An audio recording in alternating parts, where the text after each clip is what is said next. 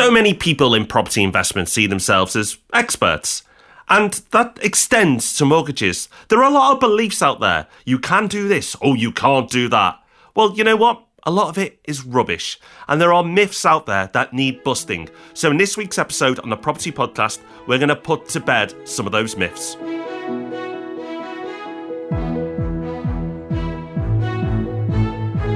Welcome to the Property Podcast, where every week property investors come together to be informed and inspired. And today, our good friend Dave Cookson is here to bust some mortgage myths. So Rob, we're on theme this week because our news stories are mortgage related, but rightly so. Two very different stories. The second one, actually, tease that, is the more interesting one for me. But let's start with some good news for expats, because we know there are a lot of expats who listen to this show. And the good news is mortgage options for expats are continuing to improve. Very much so. Expats ignored for such a long time. I guess lenders think, well, they've got the sunshine, they've probably got a nice tax treatment as well. They don't need good access to mortgages. They're having a good enough time already. But luckily, that is now shifting in a big way. We're seeing lots more products at much better rates and new lenders coming into the market as well. So this story is that a lender called The Mortgage Lender, that's TML, has introduced an expat buy-to-let range for the first time. And the rates and fees look pretty decent as well. We're seeing lenders do this because there's so much competition in the personal buy-to-let market because of investors moving increasingly to limited companies. So lots of lenders are starting to lend to limited companies as well, which is great. But those who'd rather lend to personal borrowers have now got a smaller segment of the market to go after. So because lenders need to lend, they're reaching out to segments who previously they'd ignored. So we've seen it for older borrowers. We've seen it for people who want to lend to family. We're starting to see it for holiday let type products, but expats are probably the biggest beneficiaries of this trend so far, which is fantastic because, like I said, they have had such a hard time for so long. So great news for expats. Now you've got the tax, the sun, and the mortgages, you lucky so-and-sos. But lucky for all of us, it's a trend that's changing. Now, we're not bringing you this news story to be smug, because we've predicted this would happen, but it's important to highlight it's happening. And what is it? Well, mortgage lenders are relaxing their criteria or finding a way to get round the strict buy-to-let mortgage criteria that's out there. So, a recap for people who don't know, with buy-to-let mortgages, it can be restrictive to get a mortgage on your property because of the rental stress tests, particularly in areas with low yields. So London is a great example of that. But on more than one occasion, Rob and I have said that actually, while it's strict now, mortgage companies will find a way to get around these clauses, and that is typical of what happens through any economic cycle. And Rob, already we're seeing the first signs of that happening, and Precise Mortgages seem to be one of the first movers. Yeah, weren't expecting it quite this quickly, and from a pretty sizable lender as well. So what Precise have done is they've introduced something called top slicing across their product range. What does that mean? Basically, it means that whereas normally they would just look at the rent from the property that you want to take out a mortgage on and see if that meets the affordability criteria, top slicing means that they can add in other sources of income. So if the rent falls short of meeting the criteria by £100 a month, but you can demonstrate that you've got £100 a month from your day job or from elsewhere in your portfolio, you don't need that to count towards another mortgage, you don't need that to count towards your living expenses, then they'll consider adding that to the property that you're taking out the mortgage on, putting it on top, and lo and behold, it now passes criteria. Worth noting as well, I think, quickly, that you might hear that and think, well, hang on a minute, that means that you're subsidising the property from your own income and it's actually making a loss. That's not the case, because the rate that they stress test against isn't the actual rate that you're paying. It's a notional, higher rate that's there for if interest rates spike. It doesn't mean that you're going to be putting in money out of your own pocket. It just means that you're going to be able to pass this test. And Rob, this always happens. There's a big blow up, something must be done, criteria are brought in, then everyone goes, oh, actually, this is no fun really, is it? And then they find ways to get around it again. Yeah, it's funny that lenders actually do want to lend. So while they may agree with the changes at first and go, oh, well, yeah, that seems all very sensible, they go too far, they make it too restrictive, and then they go, wait a minute, we're not lending as much and we need to make a profit. So how can we get around this? And they do. And then once they realise they get away with the first manoeuvres, they'll get a little bit more aggressive, and so on. Now, it's really easy to see why this happens, because We're humans. And this is human nature. And businesses are still run by humans, not robots. So because of that, these mistakes will happen. The lending criteria probably shouldn't be as tough as it is now. And when the shackles are off and it all gets crazy, it shouldn't be as loose as it eventually will get to. But once happened, the other one will happen. And then we'll learn again. We'll go through the cycle. And guess what? Not learn any of the lessons. But the great thing is, you know. So this gives you confidence. The fact that these things are playing out as the cycle predicts means that you can have confidence as an investor to know what's happening next. And when things start to go wild, and we're a good few years away from that yet, you can go, right, I'm done.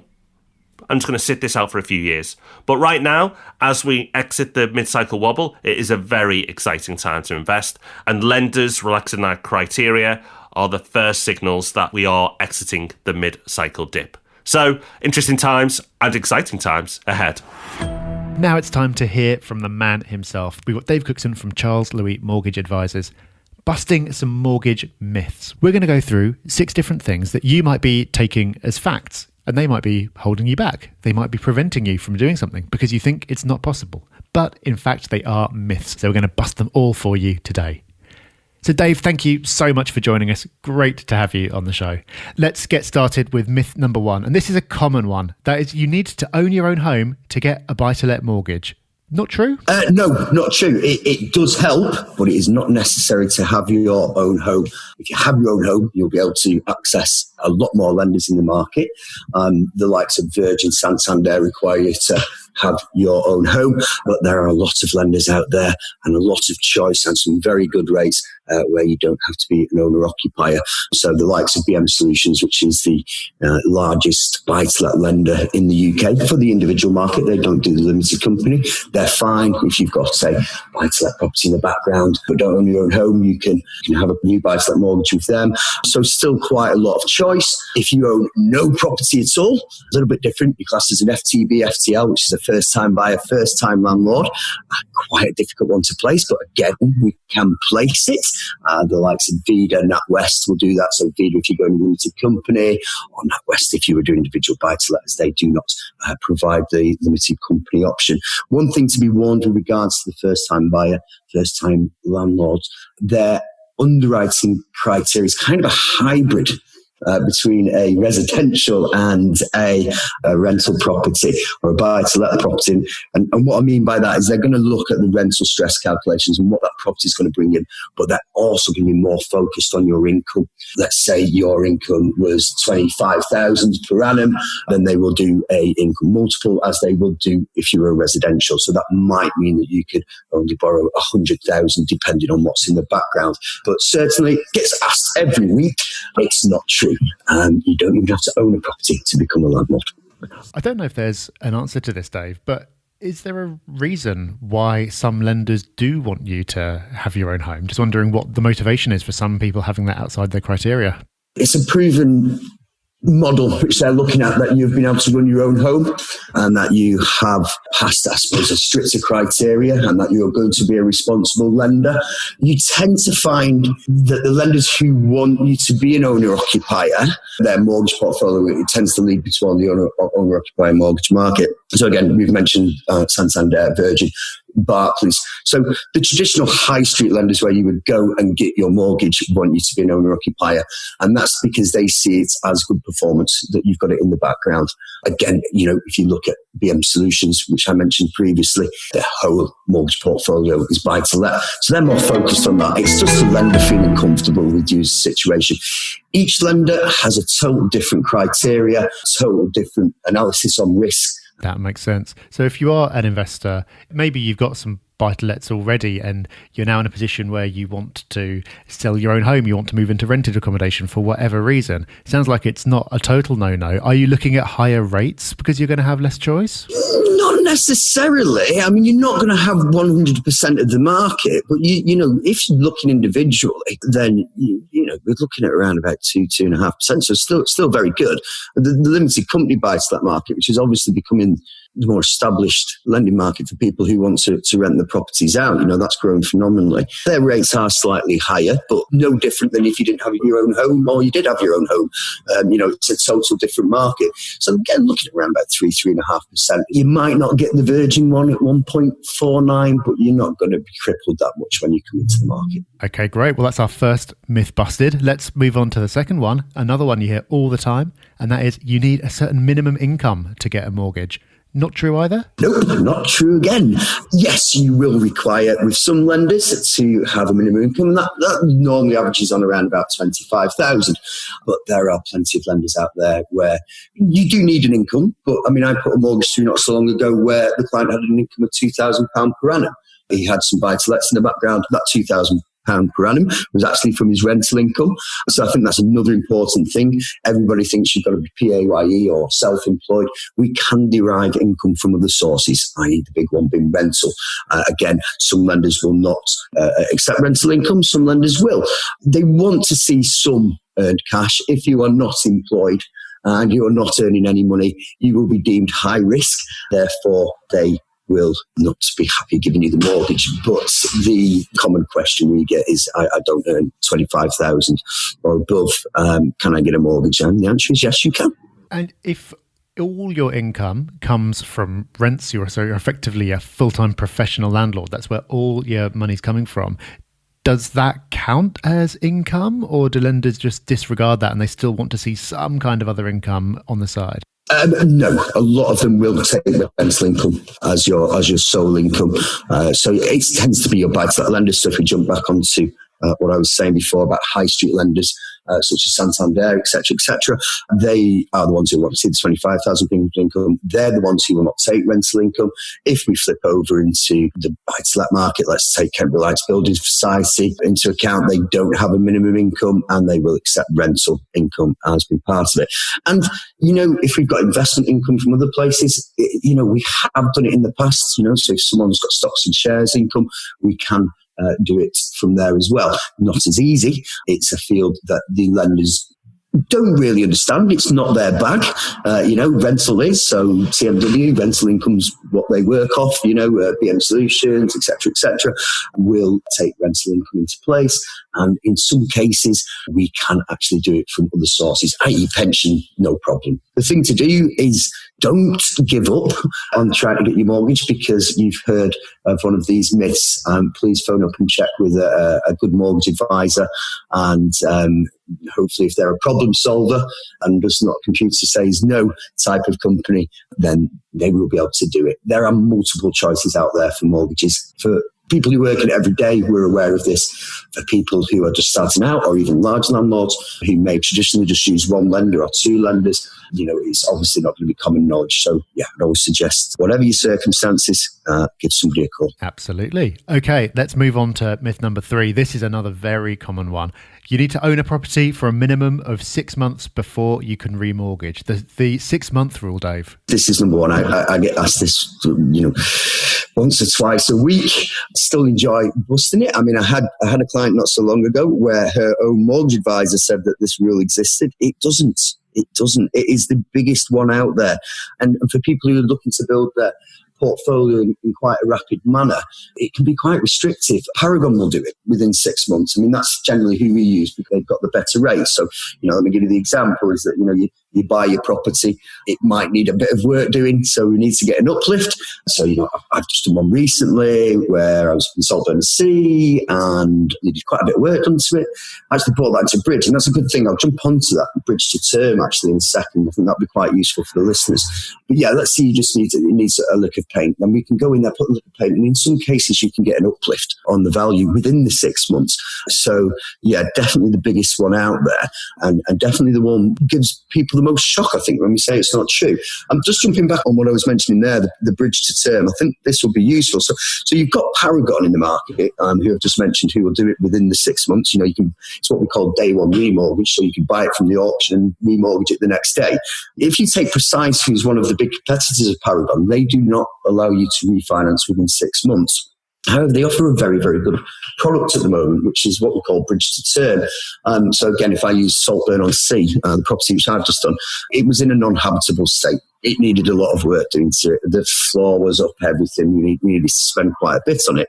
We bridged that in and brought that into the portfolio via Bridge, via Precise. We spent a little bit of money of our own to develop property. In some circumstances, Precise will give you the development finance, or a little bit of it. But then as soon as that property is ready, they then refinance it onto another long-term product. So we go from short-term to long-term. The beauty of this is that when they go around to do the survey, okay, so day one, they do the survey, okay, yeah, it's worth, I don't know, let's just pick figures out there, it's worth 75,000. And how much are you going to spend on it, Mr. Investor? Well, I'm going to spend 25, right, okay, when you spend 25, if you do all this work, then that property will be worth 150. And it's beautiful because it's the same company. You know what that value of the property is going to be, which is normally a high risk in the market. So again, the 6-month rule, yes, there are plain and simple ways of doing it, i.e. going Paragon, but there's also exceptionally brilliant ways of increasing your equity in your property, knowing that's going to be secure because you've got 2 valuations, one for short term, one for long term. So again, yeah, even if the company are not saying it's 6 months straight away, you might be able to bridge it in with them and then go on to their long term product. I'm glad you mentioned bridge to term because I think it's a type of product that a lot of people aren't aware of. And there's so much nervousness around using bridging, and understandably so, because you've got this kind of ticking clock, you've got quite high monthly rates to pay, and you've got the uncertainty of what the value is going to be at the end. And this product solves all of those in one go, which is fantastic. Yeah, it's a great product, Rob. I really do like it. And as you said, not many people know about it. So I think it was a good thing to bring up.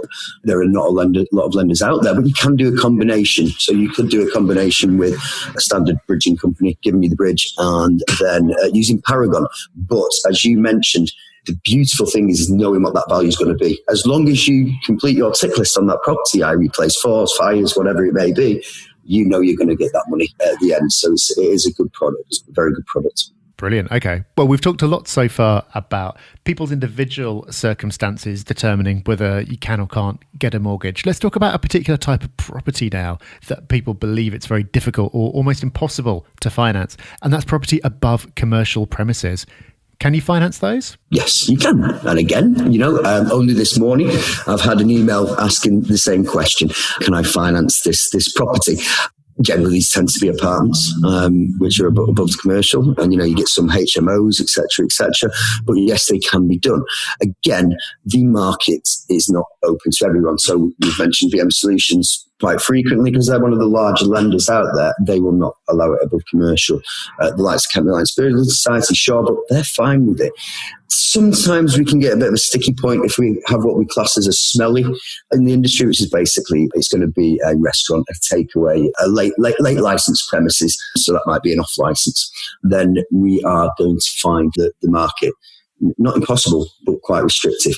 And be prepared that you are going to pay probably a higher premium because we're going into the specialist lending market. But yes, it can be done. We do a lot of mixed commercial use as well, where, we have clients who want to buy the shop and the flat above it. So, that's another one we get asked.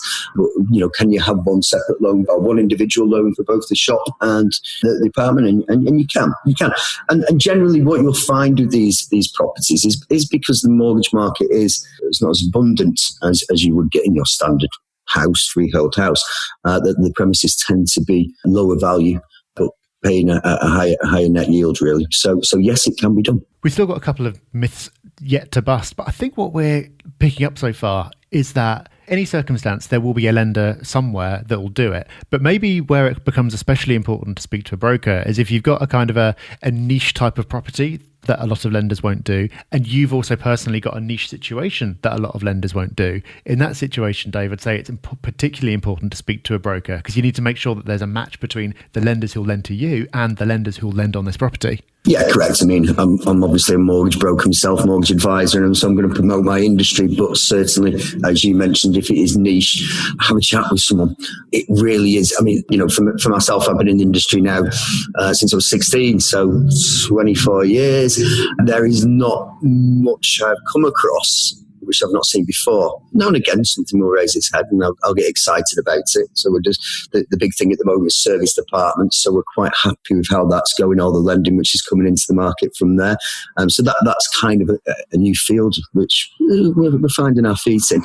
I've got to say there aren't many people who come to us and we can't place the mortgage. we can place it. Sometimes the property lets us down, i.e. survey, valuation, but that's the one bit we can't control. I would say 99 times out of 100, if not closer to 99.5, we can place the mortgage. So yeah, don't ever be put off. Always ask the question. As long as you've got a broker who's willing to solve the problem or help you solve the problem, we should be able to get something done for you. Very reassuring.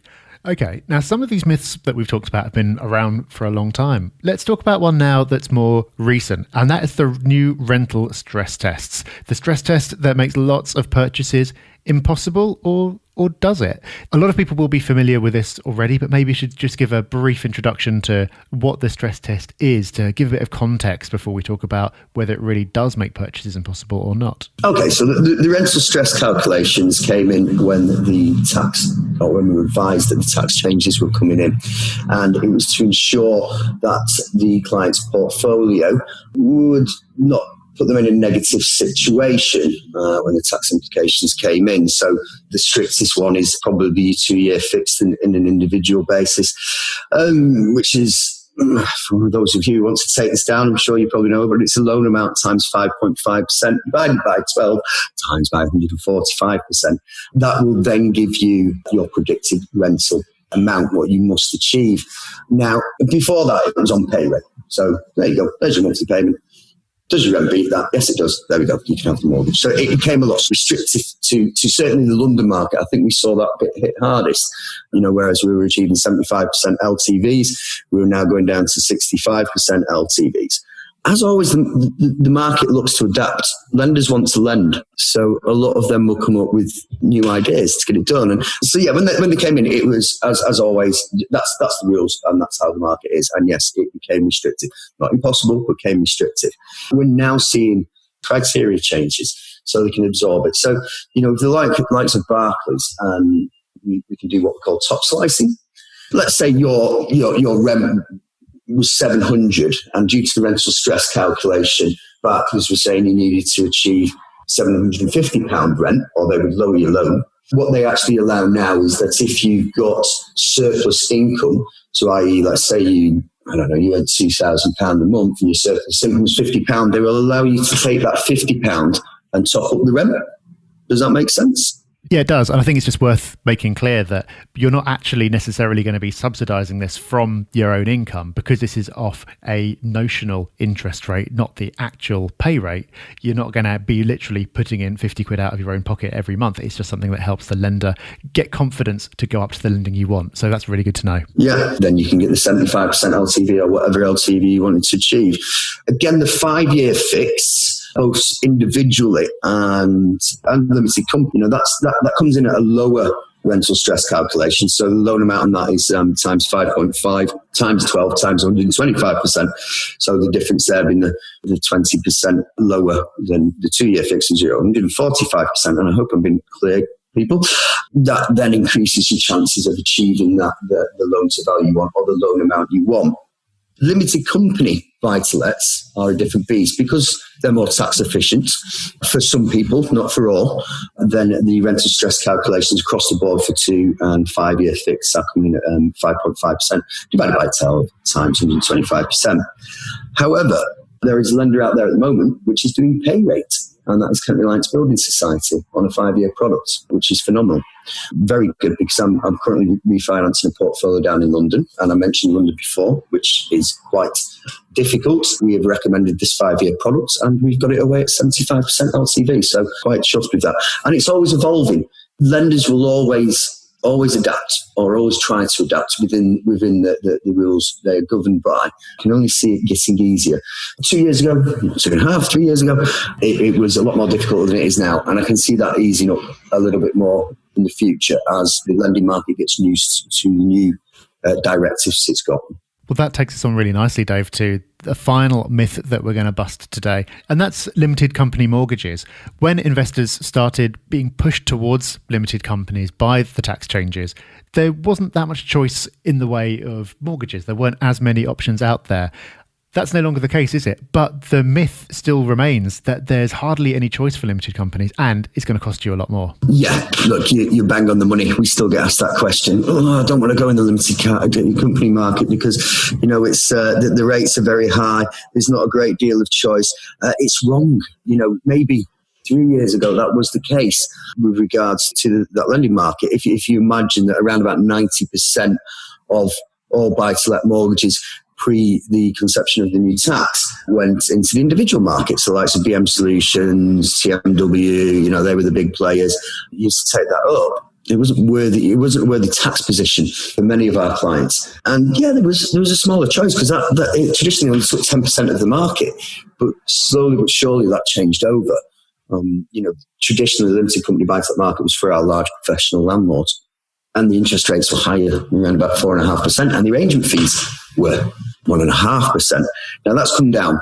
We've seen some limited company rates drop down below 3%. We've seen arrangement fees go down to zero in some cases. And this is because there is a lot more competition. We've got the likes of Lendinvest, Landbay, who came into the market. You've seen TMW recently in lending terms, move into the limited company buy-to-let market. And all this pressure is dropping. But also the money market is sending a lot of money into the limited company buy-to-let market. So, that money's getting lower. The costs are coming down. I think we'll stabilise for a little while with regards to the rates and the arrangement fees. I would hope the service would get better. The service isn't the greatest in that market at the moment, but these things take time. And, we're all on a big recruitment drive. You've seen like the likes of Keystone and Fleet come to the market. Well, Keystone comes to the market with a different funder. They've actually become independent, which is great. Fleet came in a big, strong way probably 3 years ago. So the choice is getting pretty good. I would say it's not far off the individual buy-to-let market at the moment, and it's only growing. So yeah, the choice is there. You are going to pay a higher rate than you will do in the individual buy-to-let market. You are going to do that. But, and I'm no accountant, I think it's the market lots of people should be concentrating on. I really, really do. A real theme that's come up through this is that lenders are going to follow the market, right? They go where people want the money because that's their business model. So limited companies, investors went there and the range of products increased. The stress tests came in.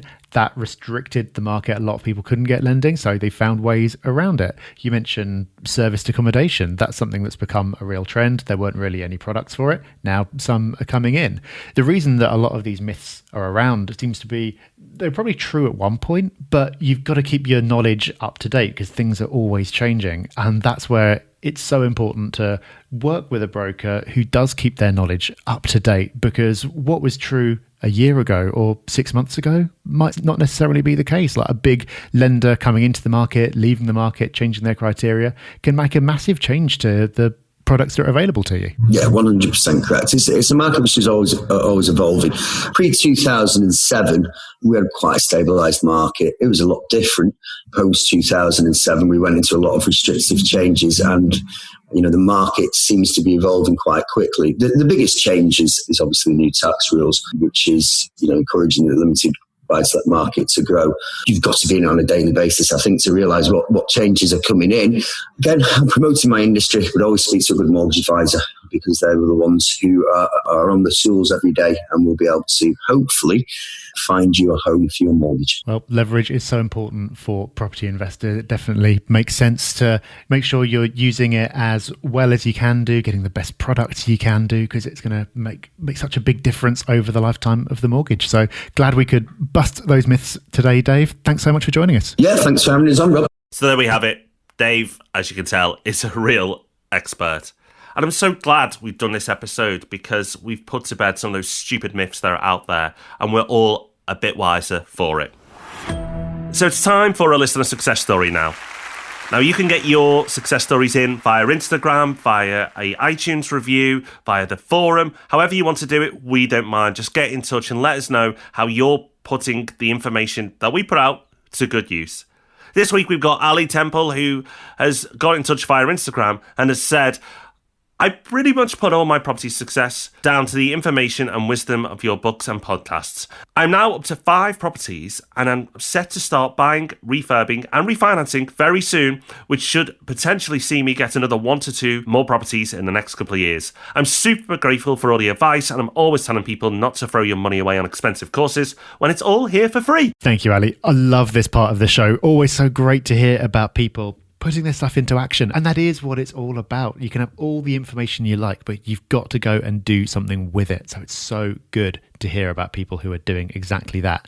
If you are an action taker, we would love to hear from you. So like Rob said, on any of the socials, on the forum, in a review, however you want to do it, just let us know. You don't have to be building skyscrapers or anything like that. Even if it's just securing your first property, that's a massive achievement. Do let us know. Okay, that is us done for another week. I'm sure you've enjoyed this episode because Dave had so much knowledge to share. And the great thing is he'll have busted some myths that mean some people listening will have thought that they couldn't get a mortgage, but in fact, they probably can. So thank you to Dave, who's really helping people to take action.